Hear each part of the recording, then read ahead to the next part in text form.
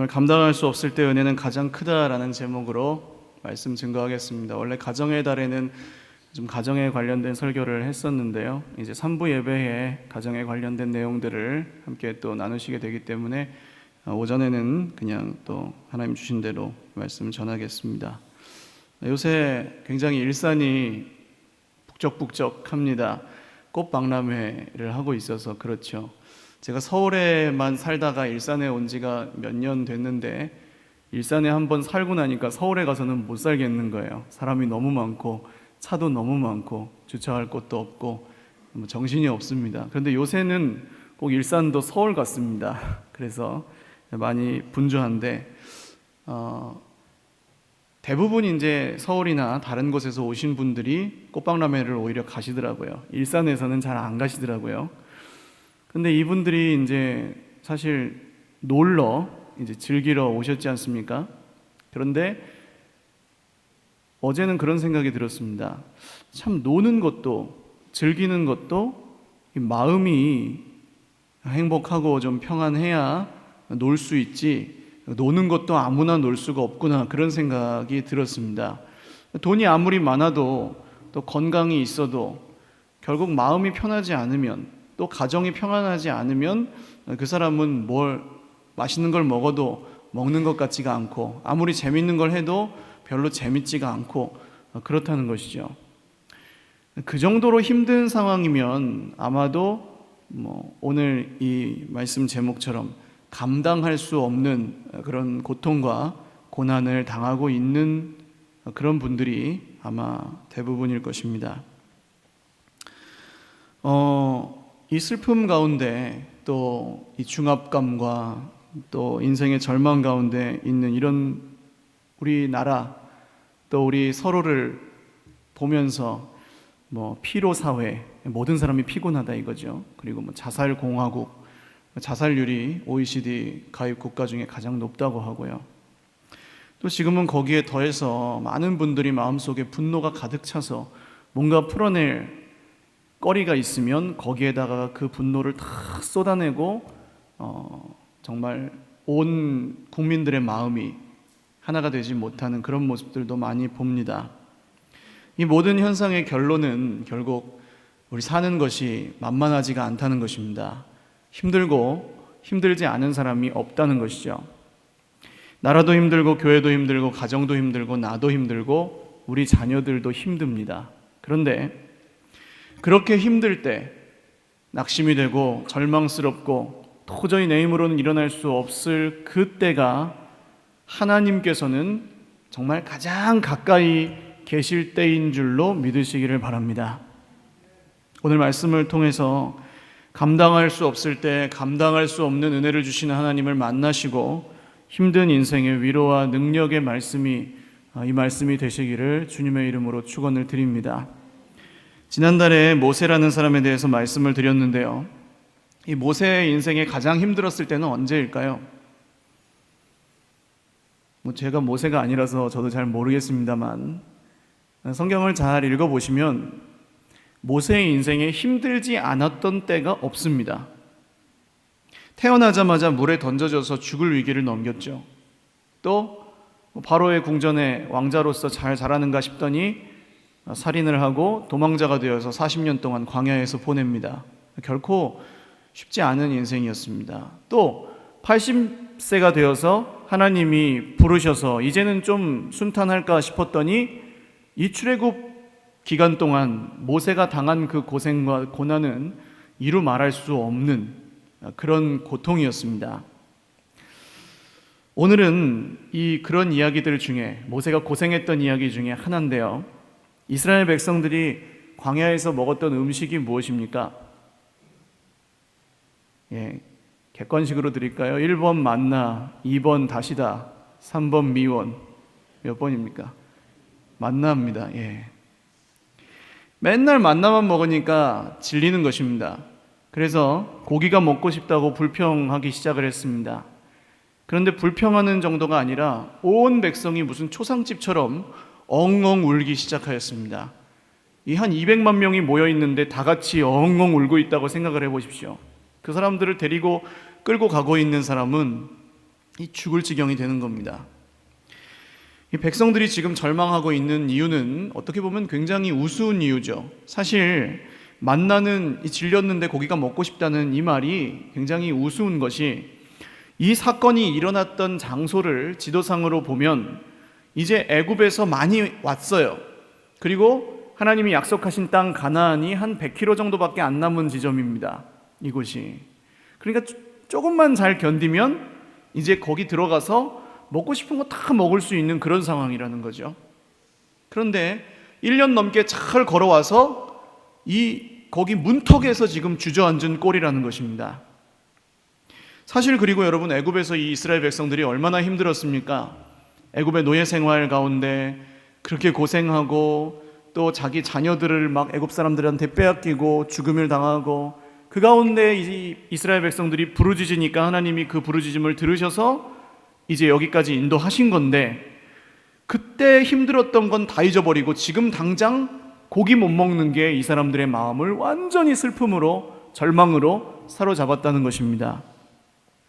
우리 인생에도 이럴 때가 있지 않습니까, 여러분? 사실 인생 전체를 놓고 보면 그렇게 힘든 일이 아닌데도 불구하고 오늘 당장 힘든 것 때문에 내가 죽고 싶을 때가 있다는 거예요.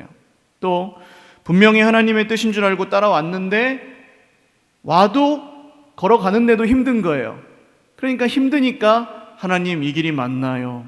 하나님, 그때 내가 그렇게 선택하지 말았어야 됐는데 라는 후회들, 다시 돌아갈 수 있다면, 이런 생각들 많이 하는 생각들입니다. 또 십자가를 지고 우리가 산다고 하면서도, 예수님을 믿는다고 하면서도 이전에 우리를 붙들고 있던 쾌락과 정욕과 죄악들이 우리를 계속해서 붙들고 안 놓아주는데 그것이 내 힘으로 해결이 안 됩니다.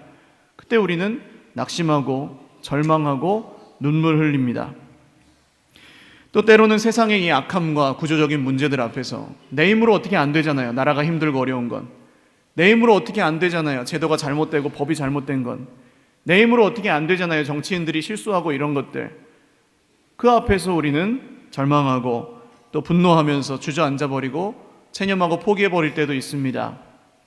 그리고 더 심각한 것은 이런 문제들이 내 힘으로는 해결되지 않는, 즉 감당할 수 없는 일들이라는 것입니다. 그러나 아까 말씀드린 것처럼 이런 감당할 수 없는 때, 감당할 수 없는 상황, 감당할 수 없는 문제, 그 순간이 여러분, 하나님이 사실은 우리에게 가장 가까이 계실 때인 줄로 믿으시기를 바랍니다. 그런 감당할 수 없는 순간에 하나님께서 오늘 모세와 이스라엘 백성들에게 주셨던 은혜를 세 가지 측면에서 한번 살펴보려고 하는데요. 첫 번째는 이 은혜가 내가 감당할 수가 없어서 기도할 때 시작되었다는 점입니다. 하나님께서 은혜를 주실 때 우리에게 원하시는 최소한의 조건은 바로 기도의 무릎입니다. 그러나 솔직히 이렇게 감당할 수 없는 상황이면 아마 그런 경험이 있으신 분들은 아실 겁니다. 기도도 나와요, 안 나와요? 안 나옵니다.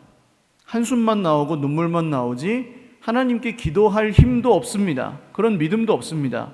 그래서 오늘 이렇게 된 거거든요. 그러면 이런 생각이 들죠, 여러분.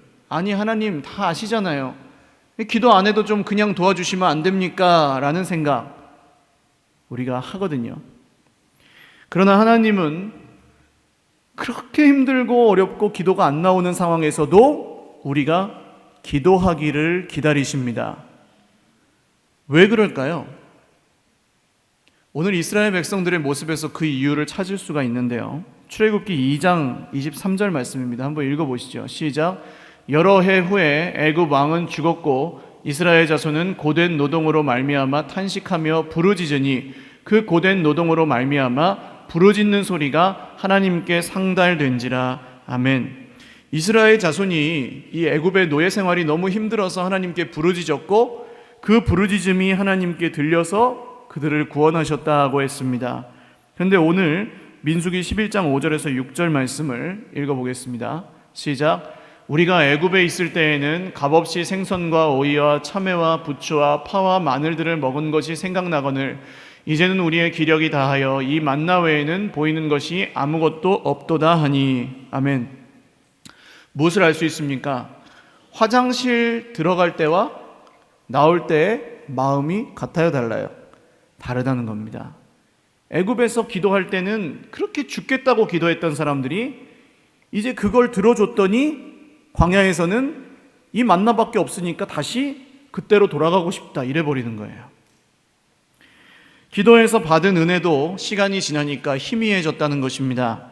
오히려 또 다른 문제가 생겼을 때 그 기도를 들으셔서 여기까지 인도하신 하나님을 원망하는 이스라엘 백성들의 모습을 볼 수가 있습니다. 그러나 여러분, 이렇게 믿음 없는 우리에게도 하나님이 기도하라고 하시는 더 중요한 이유가 있습니다. 기도 없이 내 생각대로 잘 되고 성공하고 복 받고, 여러분, 그 사람이 과연 그 복이, 그 성공이 하나님 주신 거라고 인정을 하겠습니까? 기도하지 않았는데도, 하나님을 바라보지 않았는데도 그냥 다 잘 되고 다 복되고 안 되는 거 하나도 없고 다 성공하고 그런다면 그 사람이 하나님께 영광을 돌리겠습니까? 아니면 자기 스스로 내가 잘해서 잘 됐다고 생각하겠습니까? 결국 여러분, 하나님께서 문제와 위기에서 우리를, 그 상황 속에서 우리에게 원하시는 건 단순히 그 문제가, 그 위기가 해결되는 것이 아니라 하나님은 그 상황 속에서 우리의 믿음이 자라나기를 원하신다는 것입니다. 그래서 기도하지 않고 그 전까지 오다가 내 힘으로는 감당할 수 없는 큰 문제와 위기를 만났을 때 내가 하나님께 기도하고 부르짖었더니 하나님이 나를 도우시더라. 할렐루야.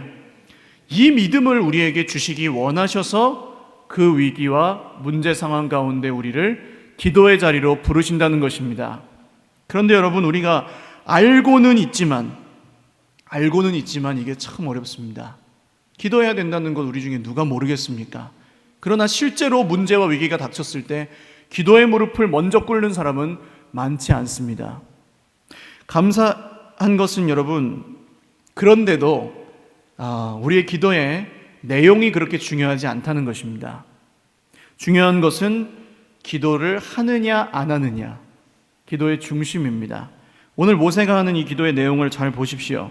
11절에서 15절까지의 내용인데, 이 모세의 기도에서 찬양과 감사를 하나도 찾아볼 수가 없습니다. 오로지 원망과 불평뿐입니다. 또 하나님께서 이 상황을 해결해 주실 거라는 믿음이 전혀 없습니다, 이 기도에. 여러분, 모세예요, 모세. 다른 사람도 아니고 모세가 기도하는데 믿음이 하나도 없습니다. 원망하고 불평밖에 없습니다. 이런 기도를 기도라 할 수 있겠습니까? 그런데도 여러분, 하나님이 이 기도를 들으신다니까요. 사실 모세와 백성들은 지금까지도 이런 상황을 많이 겪었습니다.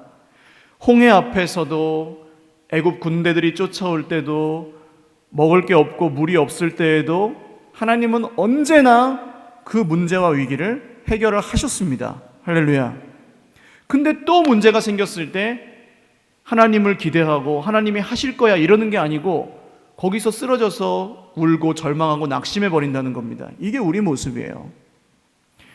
그럼에도 불구하고 모세가 하나님께 기도하였을 때 하나님은 응답하셨습니다. 할렐루야. 그러니까 여러분, 지금까지 기도를 했냐 안 했냐 이게 중요한 게 아닙니다. 지금 내가 믿음이 있냐 없냐 이게 중요한 게 아닙니다. 오늘 내가 인생의 이 거대한 문제 앞에서 해결되지 않는 이 낙심과 절망 가운데서 지금 내가 하나님을 바라볼 수 있느냐 없느냐. 할렐루야. 이거 하나입니다. 하나님이 보시는 건. 기도를 잘하느냐 못하느냐 문제가 아닙니다. 기도를 하느냐 안 하느냐입니다. 오늘 감당할 수 없는 시련 가운데 내 힘으로 어떻게 되지 않는 내 마음을 나도 어떻게 주체할 수가 없어서 평안을 잃어버리신 모든 분들, 하나님께 기도하실 수 있기를 주님의 이름으로 축원을 드립니다. 두 번째는 이 감당할 수 없는 상황에서 우리가 기도하기만 하면 하나님은 은혜를 주시는데 내 생각과는 전혀 다른 하나님의 생각을 깨닫는 은혜를 주십니다. 이게 무슨 말씀이냐 하면요, 이사야 55장 9절입니다. 같이 읽어보시죠. 시작. 이는 하늘이 땅보다 높음같이 내 길은 너희의 길보다 높으며 내 생각은 너희의 생각보다 높음이니라. 아멘. 오늘 모세가 이 어려운 상황 가운데 내린 결론은 자기가 죽는 것이었습니다. 그런데 자기 스스로 목숨을 끊을 배짱도 없습니다. 지금 모세에게.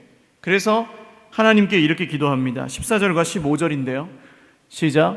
책임이 심히 중하여 나 혼자는 이 모든 백성을 감당할 수 없나이다. 주께서 내게 이같이 행하실진대 구하옵나니 내게 은혜를 베푸사 즉시 나를 죽여 내가 고난당함을 내가 보지 않게 하옵소서. 아멘. 모세가 생각하기에 지금 자기가 하나님께 받을 수 있는 최선의 은혜는 하나님이 나를 죽여주시는 겁니다. 너무 힘드니까, 어떻게 해결이 안 되니까 하나님 그냥 차라리 죽여주십시오 하고 기도를 하고 있는 겁니다. 이 기도는 두 가지 측면에서 보셔야 됩니다. 첫 번째는 모세가 정말로 자기 힘으로는 감당할 수 없어서 실제로 죽고 싶은 마음이 들었을 수 있습니다. 그래서 하나님께 죽여달라고 진짜로 기도하는, 진심으로 기도하는 것일 수 있습니다. 그러나 여러분, 죽는 것보다는 하나님께 기도하는 것이 훨씬 쉬운 길인 줄로 믿으시기를 바랍니다. 죽고 싶은 마음이 들 때는 여러분 어떻게 하셔야 돼요? 그러면 기도하셔야 되는 겁니다. 힘들어 죽겠다, 배고파 죽겠다, 졸려 죽겠다, 뭐 해 죽겠다, 아파 죽겠다, 그때 뭐 하셔야 된다고요? 기도하셔야 된다고요. 그 순간 무릎 꿇을 수 있는 믿음을 가지실 수 있기를 바랍니다. 두 번째 측면은 모세가 지금 죽을 각오로 기도하고 있다는 겁니다. 이 하나님, 나는 이대로는 못 살겠습니다. 하나님께서 정말 뭘 하시든지 아니면 내가 죽는 게 낫겠습니다. 이런 기도인 거예요. 하나님, 나를 그냥 이렇게 놔두실 거면 차라리 살려두시질 마십시오. 그러나 하나님이 하실 것을 내 생명을 걸고 믿겠습니다. 할렐루야. 이런 기도인 거죠. 기도해야 된다는 것을 알면서도 기도가 안 나오는 이유는 뭘까요? 그만큼 간절하지 않기 때문입니다. 절실하지 않기 때문입니다. 내 힘으로도 어떻게 될 것 같으니까 기도가 안 나오는 것입니다. 여러분, 다 그런 건 아니겠지만 그 문제의 본질로 돌아가 보면 이거예요. 내 힘으로 될 것 같으니까 기도가 안 나오는 겁니다. 지금도 그냥저냥 살만하고 괜찮은 것 같으니까 하나님께 기대가 안 되니까 기도가 안 나오는 겁니다. 그런데 이런 우리 인생에 정말 내 힘으로 어찌할 수 없는 어려움을 만났을 때 우리는 기도를 하게 됩니다. 어쩔 수 없으니까 기도하는, 할 수 있는 게 이거밖에 없으니까, 아니면 죽어야 되니까 기도하는 거예요. 그런데 정말 죽을 만큼 힘든 그 마음, 특별히 우리 인생에 해결되지 않는 죄의 문제라든지 또 정말 내 힘으로 감당 안 되는 상황이나 사람이라든지 이런 것들을 우리가 만났을 때 하나님, 날 데려가시든지 아니면 해결해 주십시오 라는 마음으로 기도할 때 하나님은 우리의 마음을 정말 간절하게 하십니다.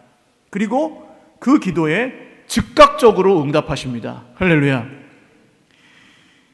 이 하나님이 은혜를 그 순간 주시는 은혜가 뭐냐 하면요, 그 은혜는 하나님의 생각과 내 생각이 다르다는 것을 깨닫게 해주시는 은혜입니다. 오늘 모세가 기도하자마자 하나님께서 말씀하십니다. 믿음은 하나도 없이 원망과 불평만 가지고 기도했는데 하나님이 응답하셨어요. 그런데 어떤 응답이었습니까? 두 가지인데요. 첫 번째는 너 혼자가 아니다. 너와 함께 백성들을 다스릴 지도자들을 내가 너에게 주겠다.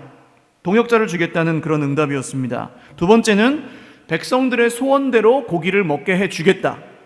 그것도 아주 냄새도 맡기 싫을 정도로 질리도록 고기를 먹게 해주겠다. 그런 응답이었습니다. 모세가 생각하는 해결책은 뭐였어요? 이도저도 싫으니 내가 죽는 것이 내 생각, 내가 생각하는 최고의 해결책이었어요. 그러나 하나님의 생각은 달랐습니다. 되지 않을 것 같은 그 문제가, 네 힘으로 해결되지 않는 그 문제가 내 손에 들리면 어떻게 해결되는지를 봐라. 할렐루야. 이게 하나님의 생각이었습니다. 즉, 기도는 우리가 생각하는 그 해결책이 정답이 아니라는 사실을 하나님이 우리에게 보여주시는 시간입니다.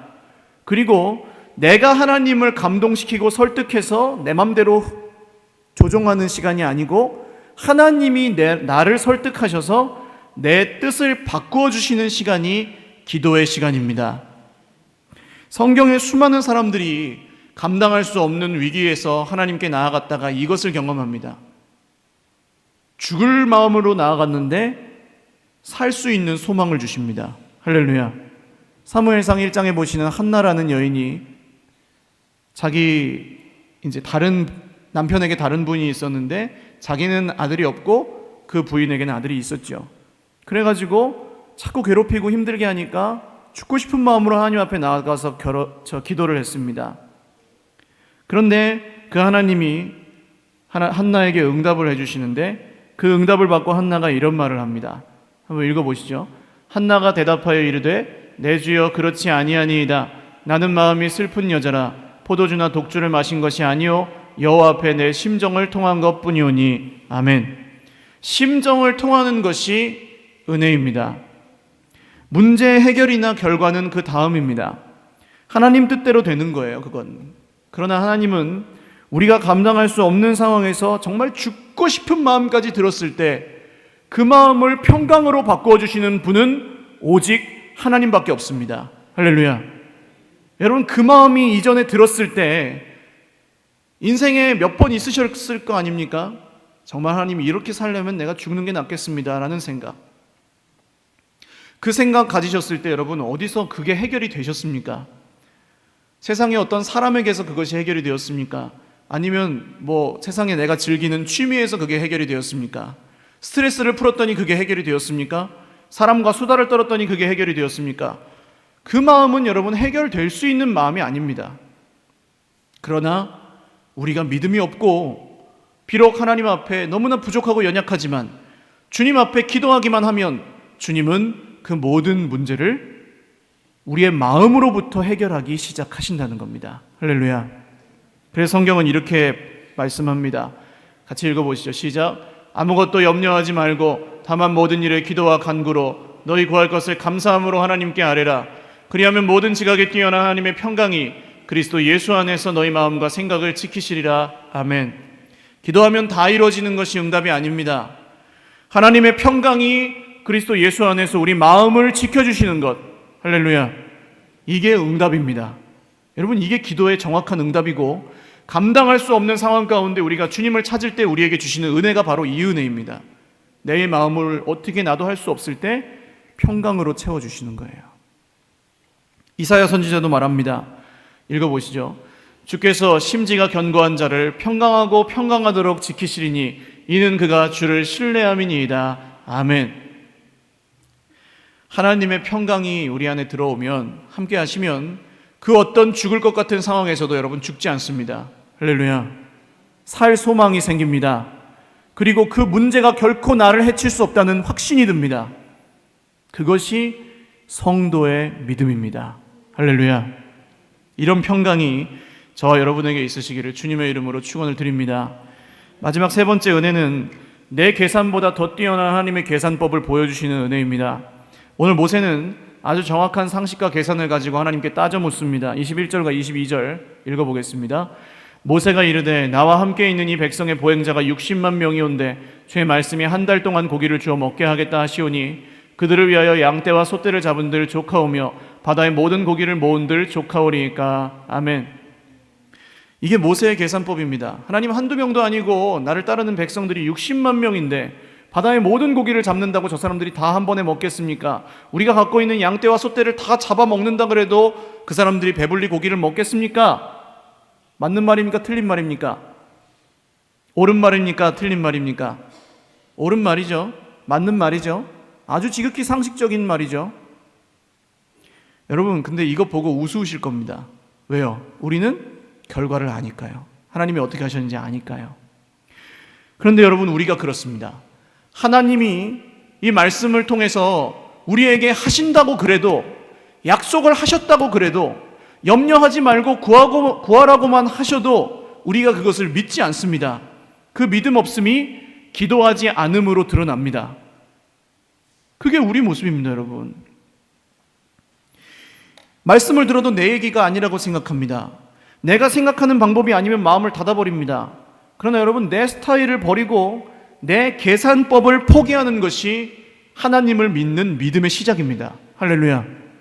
하나님께서 오늘 모세가 생각하시는 이 두 가지 어려움을, 모세가 생각하는 이 두 가지 어려움을 어떻게 해결해 주셨는지를 한번 잘 보십시오. 첫 번째는 지도자로서의 외로움이었습니다. 자기와 함께 자기를 돕고 이 백성들을 다스려 줄 사람이 없다. 그러니까 나는 죽어야 된다. 이런 얘기거든요. 그런데 사실은 혼자가 아니었습니다.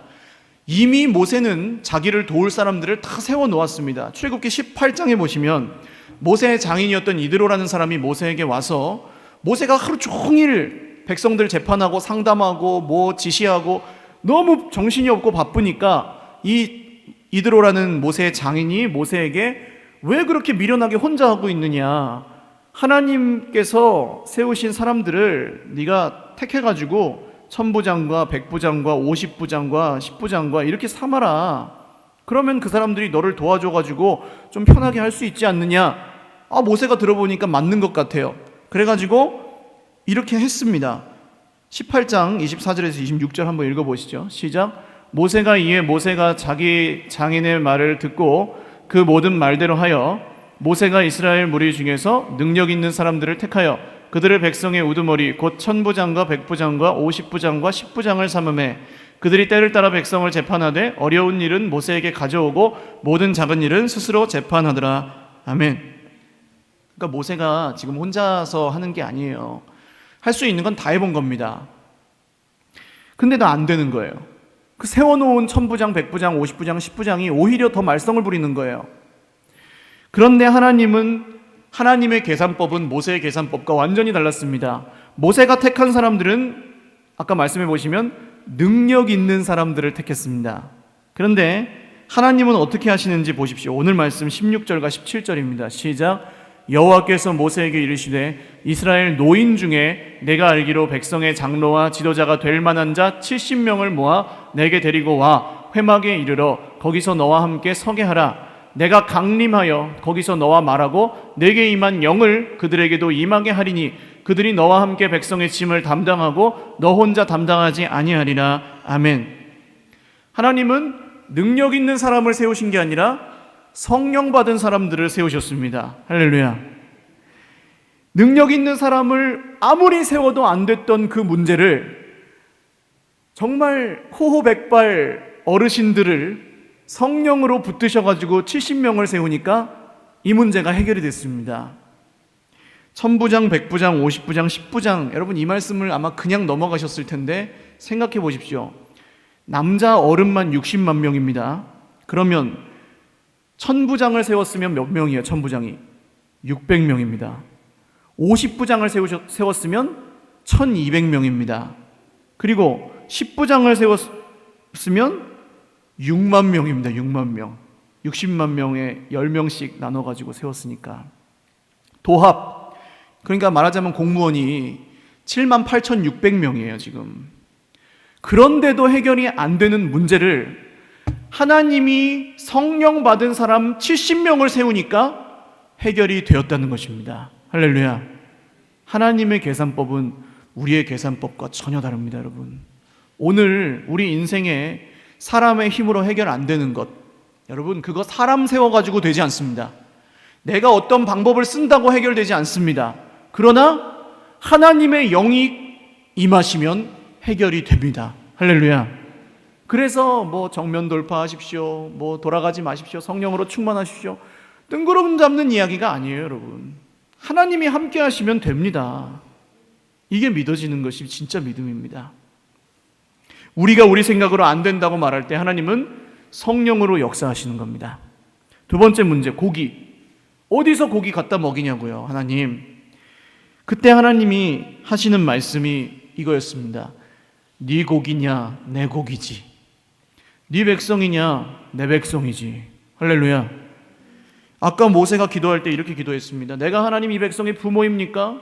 왜 내가 이렇게 힘들게 가야 됩니까? 하나님 지긋지긋합니다. 이제 내가 어디서 고기를 가져다가 이 사람들을 다 먹입니까? 라고 원망하고 불평하며 기도했을 때 하나님이 어떻게 하십니까?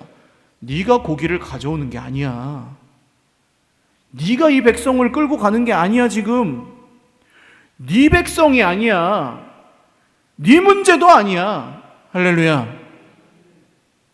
여러분, 내 게 아니에요. 내가 지금 막 골머리 썩고 인생 가운데 정말 쓰러지고 절망하고 낙심하고 있는 그 문제가 내 손에 달려있는 게 아닙니다. 할렐루야. 내 인생의 주인 누구십니까? 하나님이시잖아요. 그분의 손에 있습니다. 이게 하나님의 계산법입니다. 23절 한번 읽겠습니다. 시작. 여호와께서 모세에게 이르시되 여호와의 손이 짧으냐 내가 이제 내 말이 내게 응하는 여부를 보리라. 할렐루야. 그리고 어떤 일이 일어납니까? 31절 32절 시작. 바람이 여호와에게서부터 나와 바다에서부터 메추라기를 몰아 진영 곁 이쪽 저쪽 곧 진영 사방으로 각기 하루길 되는 지면 위 2규빗쯤에 내리게 한지라. 백성이 일어나 그날 종일 종야와 그 이튿날 종일토록 메추라기를 모으니 적게 모은 자도 10호멜이라. 그들이 자기들을 위하여 진영 사면에 펴두었더라. 아멘. 바람이 누구에게서 나왔대요? 여호와에게서. 하나님이 바람을 불어일으켜서 온 동네 메추라기들을 다 모으셨습니다. 그리고 이 백성들이 고기를 얼마나 먹고 싶었는지 그날 종일 종야와 그 이튿날까지 메추라기를 모으기만 합니다. 먹었다는 얘기도 안 나와요. 얼마나 먹고 싶었는지 그냥 욕심이 그냥 긁어 모으는 거예요. 그래서 얼마나 모았냐 하면 10호멜을 모았습니다. 적게 모은 자도. 근데 놀라지 마십시오 여러분. 1호멜이 얼마인지 아십니까? 1호멜이 220리터입니다 220리터 10호멜이면 2200리터 1.5리터 페트병 아시죠? 그걸로 1500개. 한 사람이 제일 적게 모은 사람이 1.5리터 페트병 1500개 분량의 메추라기를 모았대요. 여러분 하나님이 하시면 하나님이 하시는 걸 보여주기 위해서 정확하게 부하지도 않고 가난하지도 않게 하실 때도 있지만 대부분 하나님이 하시면 넘치게 역사하십니다. 할렐루야. 우리 생각보다 훨씬 더 좋게 역사하십니다. 할렐루야. 그게 하나님의 역사입니다, 여러분. 이 은혜는 언제요? 내가 감당할 수 없어서 하나님을 간절히 찾을 때, 하나님만 의지할 때 하나님께서 이 은혜를 우리에게 주신다는 것입니다. 할렐루야. 오늘 여러분 가정 가운데 그런 문제가 있으실 수도 있습니다. 인생 가운데 육체의 질병 때문에 그렇게 고통하고 계실 수도 있습니다. 돈이 없어서 때로는 사람과의 관계 문제로 그런 죽음과 같은 고통을 경험하고 계실 수도 있습니다. 그러나 답은 나와 있습니다. 하나님께 부르짖으시고 기도하시고 원망이든 불평이든 한숨이든 눈물이든 다른 데서 하지 마시고 하나님 앞에서 하실 수 있기를 주님의 이름으로 축원을 드립니다. 같이 찬양하고 기도할 텐데요. 여러분 하나님의 손은 짧지 않습니다. 그 손은 저 여러분이 감당할 수 없는 상황에서 절망하고 있을 때 가장 가까이 있고요. 가장 강력하게 역사하시는 손입니다. 그 은혜를 사모하면서 오늘 하나님 내가 당한 모든 내 힘으로 안 되고 내 맘대로 안 되는 이것이 주님 손으로 해결하여 주옵소서. 같이 찬양하겠습니다. 하나님의 은혜.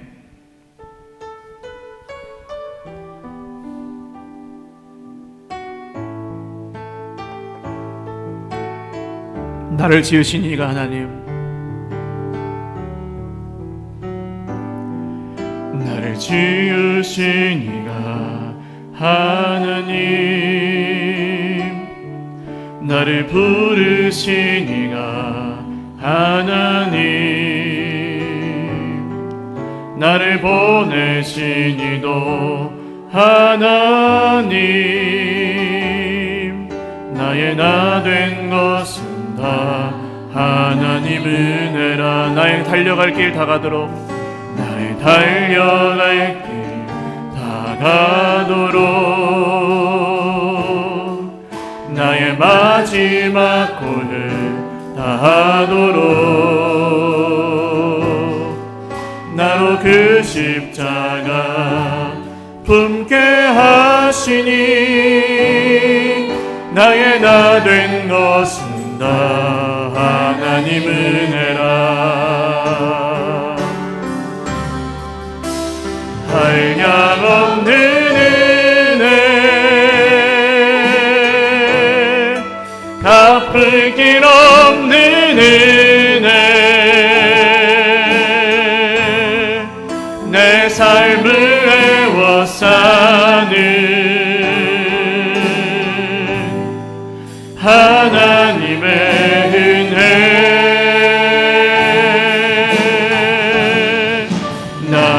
주저함 없이 그 땅의 넓음도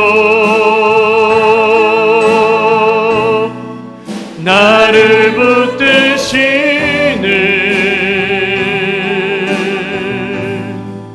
하나님의 은혜. 기도하겠습니다. 여러분, 인생에 정말 낙심과 절망 가운데 계신 분들, 오늘 주님을 바라보십시오. 이전에 내가 믿음이 있었고 없었고, 기도를 했고 안 했고, 오늘 내가 해결할 수 있는 상황이고 없는 상황이고, 도와줄 사람이 있고 없고, 돈이 있고 없고, 가능하고 불가능하고, 이것이 문제가 아닙니다. 지금 이 하나님의 은혜는 그 절망의 자리에서 눈물 흘리는 나에게 가장 가까이 있다는 사실을 믿으십시오. 그리고 결코 하나님께 내 스스로 나아갈 수 없는 구제불능인 나를 구원하신 주님의 십자가를 바라보셨으면 좋겠습니다. 그리고 오늘 정말 하나님, 나에게 이 절망과 낙심을 딛고 일어서 하나님 바라볼 수 있는 믿음을 허락하여 주옵소서. 간절히 기도하겠습니다. 하나님 아버지, 오늘 어려운 일이 없고 아버지여 힘든 일이 없고 피곤한 일이 없는 인생이 없습니다. 나라도 교회도 가정도 내 인생도 내 자녀들도 병들어 아파하고 신음하고 마음에 어떤 내 힘으로 해결되지 않는 모든 연약함 때문에 아버지여 오늘 힘들어하고 있습니다. 말씀을 들었습니다. 주님의 은혜는 지금 내가 힘들어하는 그곳에서, 바닥까지 경험한 그곳에서 가장 가까이 임하시는 것이 하나님의 은혜이고, 가장 크게 임하시는 것이 하나님의 은혜이고, 내 길은 너희의 길과 다르며 내 생각은 너희의 생각과 다르며 내 계산법은 너희의 계산법과 다르니 나를 바라보아라, 나를 의지하여라, 나를 신뢰하여라 말씀하시는 주님을 아버지 오늘 따라가기를 소망하오니 주여 역사하여 주옵소서. 주여 역사하여 주옵소서. 주님 함께하여 주옵소서. 우리 한 번 더 기도할 때 뭐 다 그러신 건 아니겠지만 인생에 정말 내 힘으로 해결되지 않는 죄의 문제와 또 질병과 어려움과 또 실패와 절망의 자리에서 오늘 말씀을 듣고 주님 바라보고 주님만 의지하기로 결단하시는 분들 한번 일어나서 기도하셨으면 좋겠습니다. 그리고 앉아 계신 분들은 일어나신 분들을 위해서 기도해 주셨으면 좋겠습니다. 교회 공동체는 혼자서 아파하는 곳이 아닙니다. 아프면 같이 아프고 슬프면 같이 슬프고, 그게 식구고 가족입니다. 오늘 내 옆에 있는 형제가 이런 아픔이 있었는데도 내가 알지 못했구나, 내 옆에 있는 형제가 이런 절망 가운데 낙심 가운데 있었는데도 내가 정말 이 사람 위해서 기도하지 못했구나 생각이 드신다면 정말 내 옆에 있는 지체를 위해서 기도해 주셨으면 좋겠습니다. 그리고 판단하고 정죄하는 마음이 아니라 정말 사랑하는 마음으로 성령께서 오늘 임하실 때 그 문제를 해결해 주실 거라는 간절한 믿음 가지고 주님 바라보며 다시 한번 축복하며 믿음으로 기도하겠습니다. 하나님 아버지, 오늘 주님을 찾는 주의 백성들을 아버지여 인도하여 주옵소서. 내 힘으로 안 돼서 일어났습니다. 내 힘으로 살 수가 없고 내 생각으로 내 방법으로 해결되지가 않아서 주님을 찾습니다. 주님 도와주시옵소서. 함께하여 주옵소서. 성령으로 임하여 주옵소서.